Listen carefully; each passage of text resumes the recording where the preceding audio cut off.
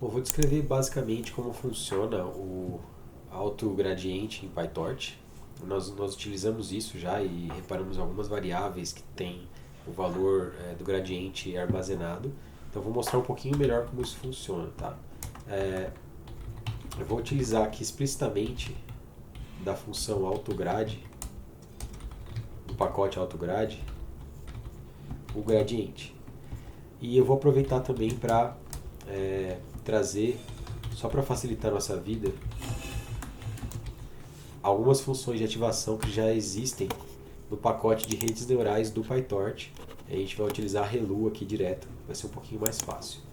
Então vamos pensar que eu tenho um vetor x, ou melhor, um escalar x, e aí eu vou colocar aqui o valor 5, por exemplo. Então eu tenho uma entrada 5. E eu vou fazer aqui explicitamente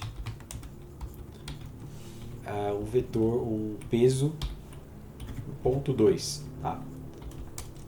E aqui eu vou dizer que eu quero requerer o gradiente. Quando eu faço isso, o PyTorch ele vai permitir utilizar ou armazenar o gradiente dessa função, desse tensor com relação a alguma outra coisa aqui, dependendo do jeito que eu computo. Vou fazer igual para o bias. Quer dizer, o bias eu vou dar outro valor, por exemplo, 0,5.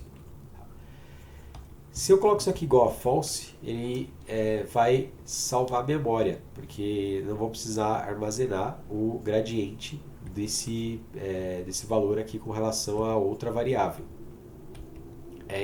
Isso vai salvar a memória, mas para poder utilizar o backpropagation eu preciso disso.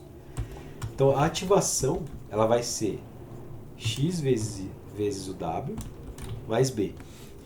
Aqui se eu fizer direto desse jeito, eu vou ter uma ativação linear, mas eu posso utilizar a ReLU. E a ReLU ela já está pronta aqui desse pacote, estou usando pronta para facilitar. Bom, a gente pode fazer isso, vou imprimir aqui a ativação. Então o resultado deu 6,5. Dá para ver aqui que eu tenho uma função gradiente, ReLU, backward.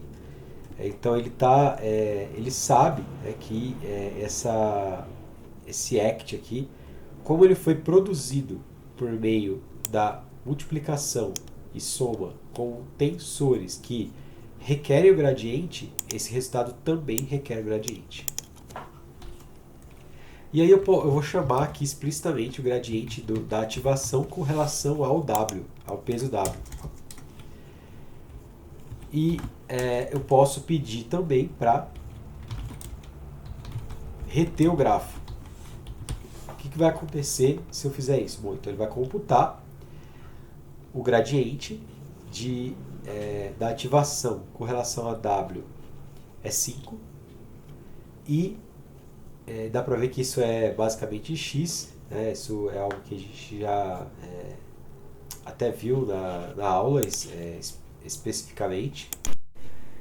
E quando eu utilizo o retain graph, isso permite que ele deixa isso gravado de forma que se eu chamar de novo a função para esses valores, ele responde igual. Só que repara que eu computei de novo o gradiente e não pedi para ele manter o grafo. Então se eu chamar de novo, agora ele vai me dar um erro.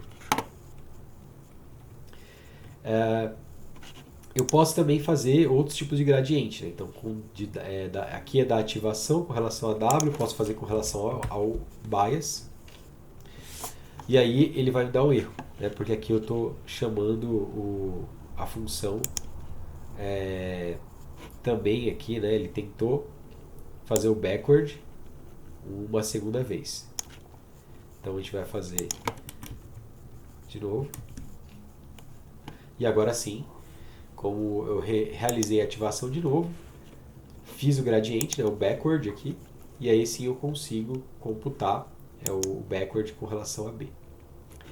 Então assim eu consigo, mais ou menos dessa forma que o PyTorch ele permite que eu consiga armazenar as derivadas parciais de uma variável com relação a outra, e ele já mantém isso numa estrutura de grafo, assim como nós vimos na aula, permitindo que, facilitando a implementação de métodos que utilizam o gradiente.